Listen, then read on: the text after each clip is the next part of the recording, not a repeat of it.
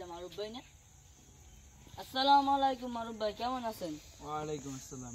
কি হাসান না তুমি? হ্যাঁ ভালো আছেন ভাই? আলহামদুলিল্লাহ। তোমার শরীরটা ভালো? হ্যাঁ ভাই ভালো আছি। বাসার সবাই ভালো আছে? হ্যাঁ ভাই, আপনার বাসায় সবাই ভালো আছে? আলহামদুলিল্লাহ। বিদেশ থেকে আইছেন কবে? এই তো পরশুদিনকে আসলাম। ও তুমি এখন কি করতেছো? বাড়িতেই থাকো? হ্যাঁ। তুমিও না আগে সৌদি ছিলা? হ্যাঁ, আমি আগে সৌদি থাকতাম। ভাই আপনার মনটা খারাপ লাগতেছে কেন? না ভাই, এমনিতেই। ও ভালো কথা, তুমি সৌদি থাকতো না? জি।